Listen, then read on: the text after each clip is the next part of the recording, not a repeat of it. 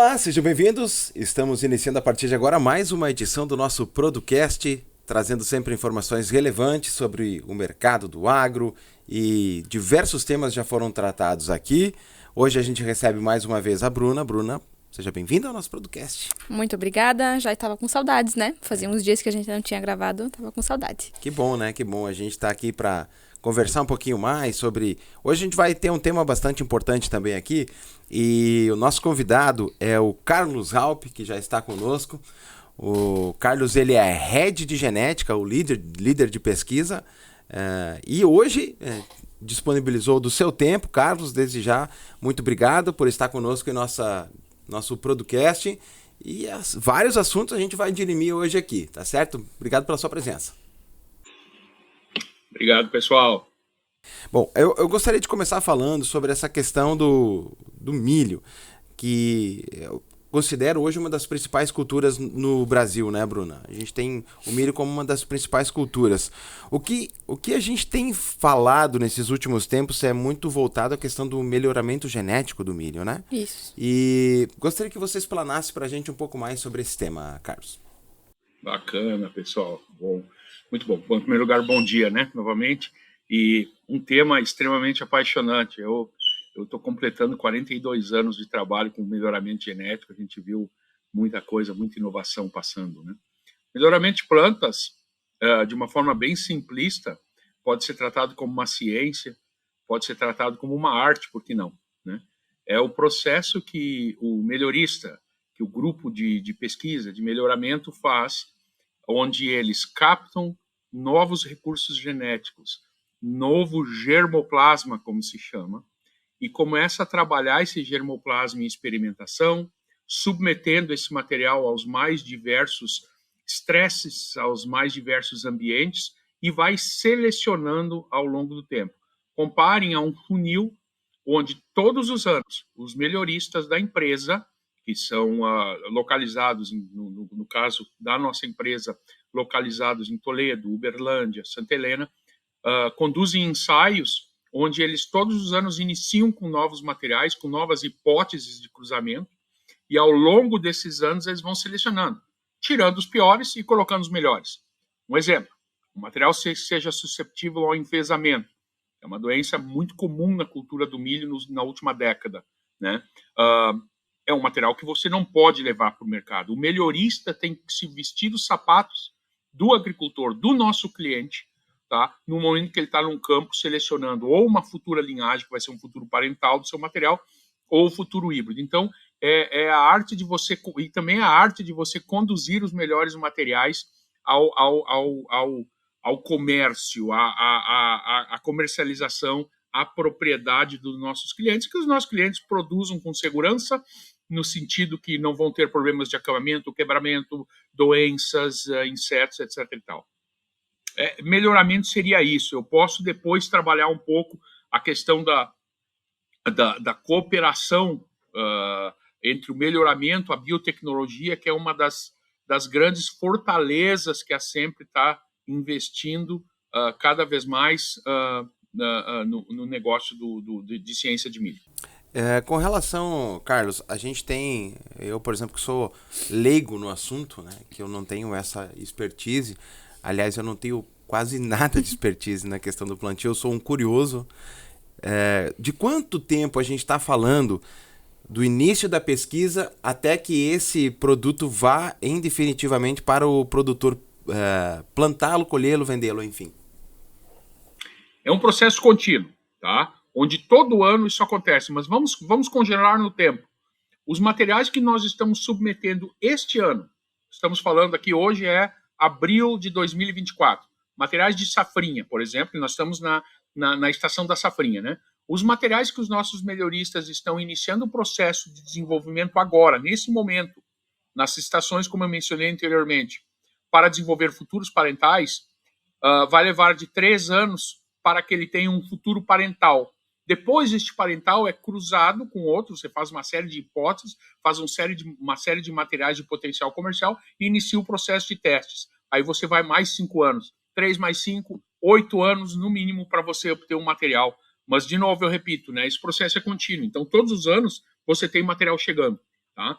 Mas veja bem, o que é legal, Marcelo, nesse momento, né, de novo, abril de 2024, eu tenho que estar pensando num produto, e isso é o bonito da coisa, eu tenho que estar pensando num produto que vai estar sendo atingindo os nossos clientes, vamos dizer assim, né, em abril de 2032, correto? De 8 anos, certo?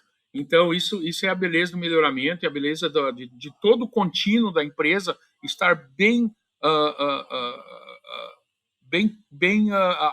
junto no momento de traçar os objetivos que a empresa quer ter lá em 2030, em 2032. E isso é muito bacana, porque quando a gente vê o milho lá plantado, por exemplo, ou ali na saca para ser vendido, a gente não faz agora sim, né? Mas muitas pessoas não fazem nem ideia do tanto do processo que demora até ele chegar ali, do quanto de estudo que teve até ele chegar nessa composição, né? Que vai que tem vários benefícios aí, né? Porque hoje a gente fala de maior tolerância à cigarrinha ou às outras pragas, né? Maior produtividade. E, Carlos, quais assim que são as tecnologias que prometem que, por exemplo, lá para 2032, os milhos vão entregar, por exemplo, uma maior produtividade, uma resistência total à cigarrinha? Quais são as tecnologias aí em vista? Muito bom. Como eu falei, é um processo contínuo. Obviamente que a produtividade é o teu principal objetivo, né? Porém, vamos nos colocar 8 anos para frente, né? O que a gente espera? Brasil crescendo cada vez mais na agricultura, né? Exigindo uma maior produção numa mesma área, né? Todos nós estamos acompanhando tudo isso, né? Então, o que eu preciso? Eu preciso de um material que entregue uma altíssima produtividade, tá? Com tolerância às principais características, né? Que nunca vão mudar. Acamamento, quebramento, sempre vai continuar sendo um problema, né? Agora, doenças. Existem doenças que eu sei que vão existir, você acabou de mencionar enfesamento.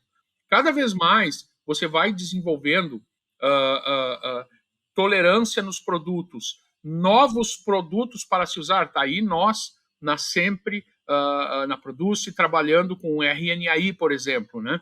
Cada vez mais nós tendo produtos que vão minimizar o efeito desses patógenos, dessas pragas no futuro, né?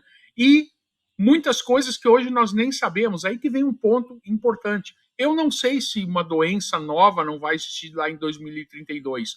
Porém, eu posso prever com muita tranquilidade que toda e qualquer doença, por menor que seja, ao longo desse processo, pode se tornar um problema em potencial.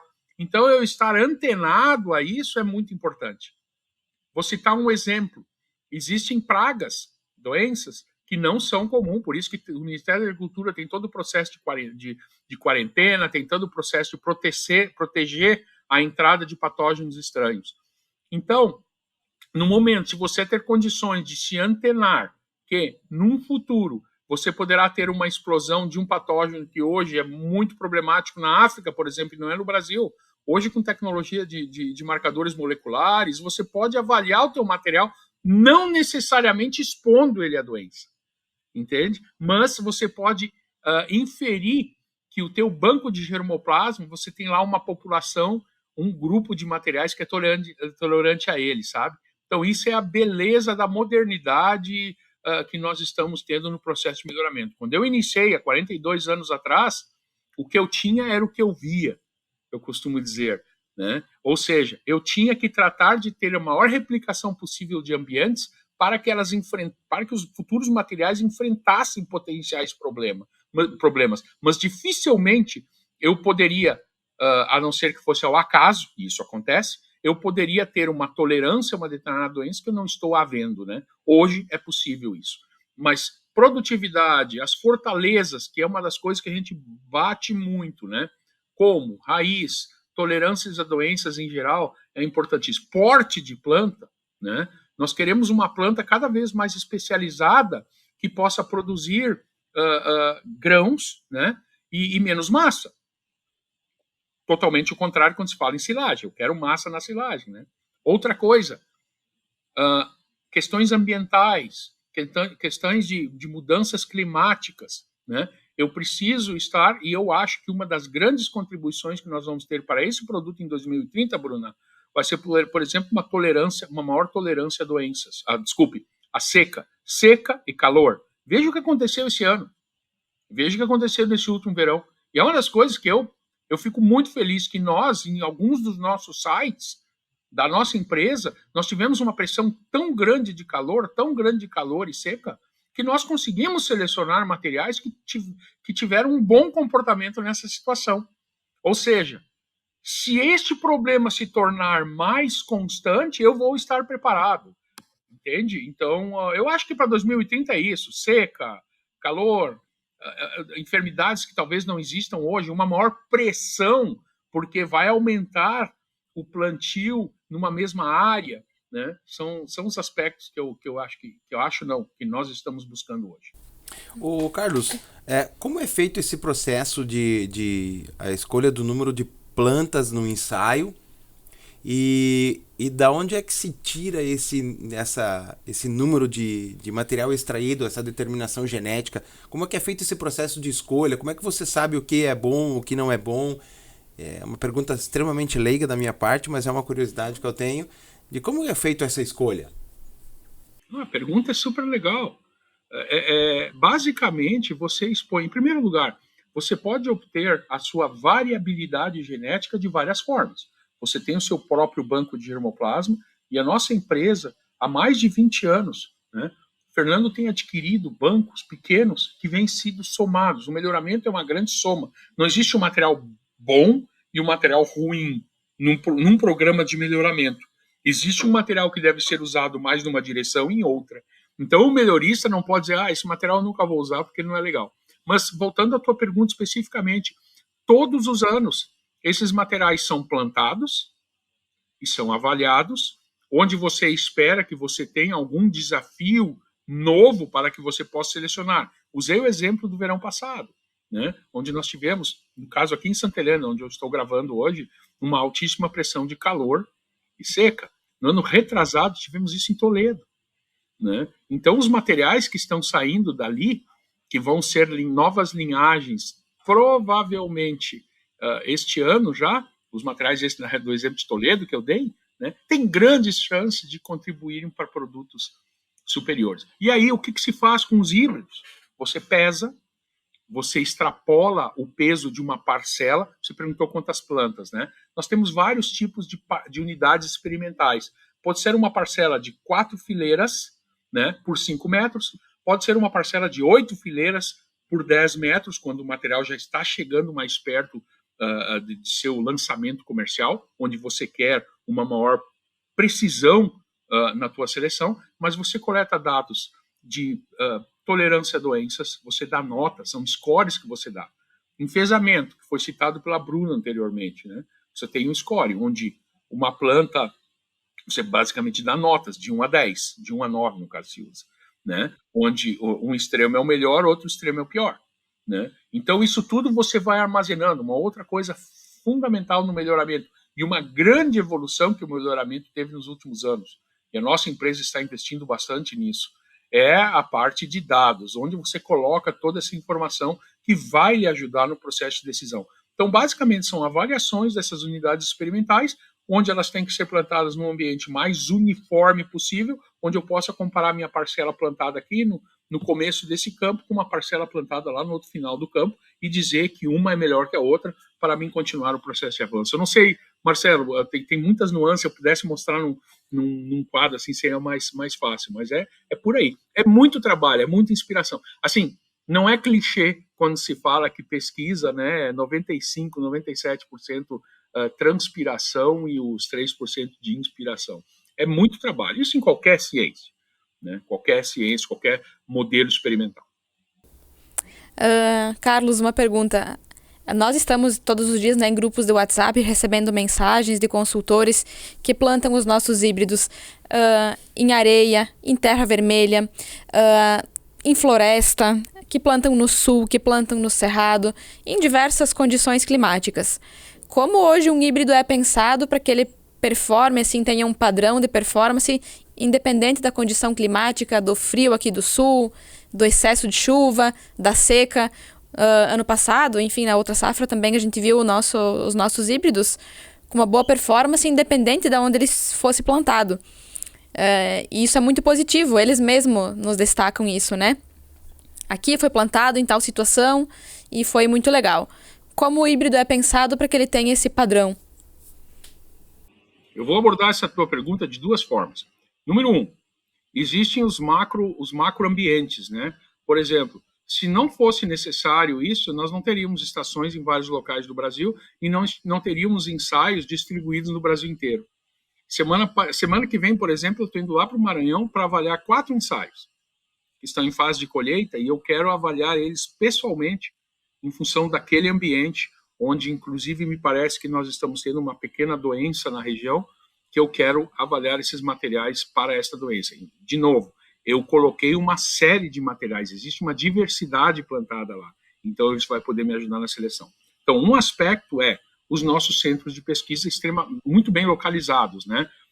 Santa Helena, Toledo, Uberlândia. E depois, a rede de ensaios, onde se cobre locais mais arenosos, um ensaio, por exemplo, no Tocantins, né? Existem áreas do Tocantins bastante arenosas, estamos lá, estamos com eles plantados. Vale do Araguaia, entendeu? E solos extremamente mais argilosos, só para pegar um pouco do teu exemplo, né? Como nas regiões dos latossolos, do Paraná, etc. e tal. Então, é a amostragem, é você impor ao teu material os ambientes que eles vão enfrentar. Os nossos clientes vão estar plantando, sei lá, 500 mil hectares de um produto, certo? 500 mil sacos, mais ou menos, né? A pesquisa vai ter que ter uma melhor amostragem desses 500 mil hectares para poder selecionar um produto que tem um comportamento ótimo em toda a variação que existe nesse ambiente. E claro que a empresa gostaria de ter um produto para todo o Brasil que preenchesse tudo. Isso não é, isso é uma utopia. Mas, dentro de uma condição, nós queremos um produto que tenha uma excelente estabilidade em todos os ambientes. Isso, Bruna, é experimentação, é ir no campo, é avaliar os materiais. Este ano, a Sempre AgTech teve agora a reunião de avanço de verão e nós temos uma série de produtos novos que estão indo para o mercado, né, que foram experimentados nas condições mais adversas possíveis.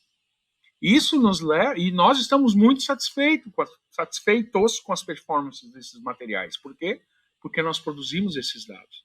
Eles não foram plantados só num experimento lá em Abelardo Luz, entendeu? Mas sim, eles foram plantados no Brasil inteiro. E é claro que nós caminhamos, por exemplo, sul, nós caminhamos para materiais hiperprecoces, nós caminhamos para materiais extremamente adaptados para aquela região, né? No verão sul, por exemplo, né? Então, esses materiais provavelmente não vão ter uma subida para o Tocantins, por exemplo, entendeu?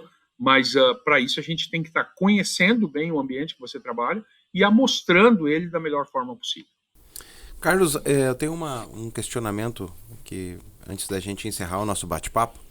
Nessas suas mais de 4 décadas aí de experiência nesse processo de evolução tecnológica na parte do campo, o que você viu que foi o maior salto nesses mais de 40 anos e, na sua opinião também, de que forma que a Produce e a Sempre contribuíram para esse processo de evolução? É um pouco difícil eu te mencionar um fato, tá? Mas vamos falar, em primeiro lugar, antes de falar em melhoramento, vamos falar o grande advento do plantio direto no Brasil. Hoje, você sabe muito bem, todos vocês estão na área de marketing, na área da mídia, coisa e tal, vocês sabem como a nossa agricultura, às vezes, é erradamente batida, né? Hoje nós temos uma técnica que é o plantio direto, que não revolve solo, que mantém uma camada de proteção no solo, que a tua plantinha vai aguentar muito mais uma condição de seca, né? Coisas que não existiam no passado, que faziam um intenso preparo do solo. Então, plantio direto, na minha opinião, permitiu super, tá, que a nossa agricultura pudesse avançar. Do ponto de vista de melhoramento de plantas, né? A biotecnologia, ela trouxe para o melhorista uma caixa de ferramentas, que são os traits que você desenvolve, que permitem que você tenha um material onde você consiga proteger esse material de um ataque de um inseto específico, que vai diminuir o teu potencial de produtividade, ou seja, você está mantendo o teu potencial de produtividade. Isso é um outro aspecto que foi um grande, na minha opinião, um grande driver disso aí tudo. E um terceiro que eu gostaria de mencionar aqui é a nossa facilidade que você tem de trabalhar dados. O processo de melhoramento que eu faço hoje é muito similar ao que se fazia 40 anos atrás e muito similar ao que se fazia 100 anos atrás, quando começou o melhoramento de plantas. Aliás, o melhoramento de plantas, pessoal, eu costumo dizer, começou o dia que o homem decidiu deixar de ser nômade e plantar a sua própria semente, colher e plantar. Ele sempre escolhia melhor. Ele estava fazendo melhoramento. Como ciência, ela começou no início do século passado. E aí a estatística foi desenvolvendo, todas essas áreas foram desenvolvendo. Então, hoje, a nossa capacidade de plantar experimentos, né, em larga escala, utilizando maquinária, obtendo dados usando drones, usando marcadores moleculares, né, aceleram sobremaneira o teu progresso genético, o ganho genético e a velocidade do teu ganho genético. Tá? Aí você tem o híbrido simples, coisa e tal. Então, voltando especificamente à tua pergunta, tá? O fato da Produce, estar olhando as fortalezas que ela tinha. Por exemplo, vamos ao exemplo do enfesamento. Todos vocês sabem que os nossos produtos se caracterizam, tá, por serem muito bons para enfesamento. Isso tem que continuar, gente, porque tolerâncias são quebradas. Tá? Mas isso foi por quê? Porque no passado, né, num passado não tão distante, né, os melhoristas da empresa, né, a área comercial da empresa, expunha seus materiais a uma condição de estresse para essa doença. Com isso, ela foi selecionando. Então, está aí uma grande contribuição. Os nossos materiais são grandes fontes de tolerância a enfesamento. Então, esse é um exemplo que eu posso te trazer. E o futuro aí está muito promissor, né? Vocês têm visto todo esse empenho que a empresa tem na área de biotecnologia, novos trades, RNAi, que está aí pintando, né? Você vê o Hugo falando com bastante entusiasmo aí, né? E nós da pesquisa preparando a genética, tá, que vai receber esses tratamentos, esses transgênicos. Acho que é isso, Marcelo. É muita coisa, sabe, que a gente podia trazer. Né? A produtividade mais que dobrou. Claro que isso não é só um melhoramento, por isso que eu falei do manejo também. Né? Quando eu comecei há 42 anos atrás, em ensaio colher 80, 90, 100 sacos por hectare, era bom. Hoje, isso é péssimo. Hoje eu quero produzir 250, 300, potencial até maior do que isso. Tá certo, Carlos. Que bom que a gente teve a oportunidade de conversar um pouco mais sobre o tema. Eu percebo no Carlos, Bruna, um brilho no olho quando ele fala disso, né? Que é algo que realmente tem paixão, e quando tem paixão tem resultado. Com certeza. Como todos os processos nossos, né? Dentro da Produce, com paixão tem resultado. Exatamente, e eu fico muito feliz e tenho certeza que o produtor também, que é o que mais importa, né? Porque para ele já estão chegando e vão chegar cada vez mais produtos de qualidade que vão aumentar a produtividade. Então, acho que esse é o grande objetivo, né? O objetivo de tudo sempre se resume à produtividade lá no ponta. Então, isso tem sido pensado agora, né? Já foi, e cada vez mais para que aumente. Então, a partir do Carlos, aí de toda a equipe também que está atrás disso, né? Muita coisa boa vem por aí. Obrigado, Carlos, pela sua presença aqui no nosso podcast. Estamos sempre à sua disposição e é uma honra conversar com você. Obrigado, pessoal. Foi bacana também ter essa oportunidade. Obrigado aí pelo convite, Bruna. Muito obrigada, eu que agradeço. E as nossas redes sociais, Bruna? @oficialproduce. Nos próximos dias esse conteúdo já é disponível aí para todo mundo. Tá certo, então. Continue seguindo a gente, ativando as notificações, e o Producast volta a qualquer momento. Até a próxima.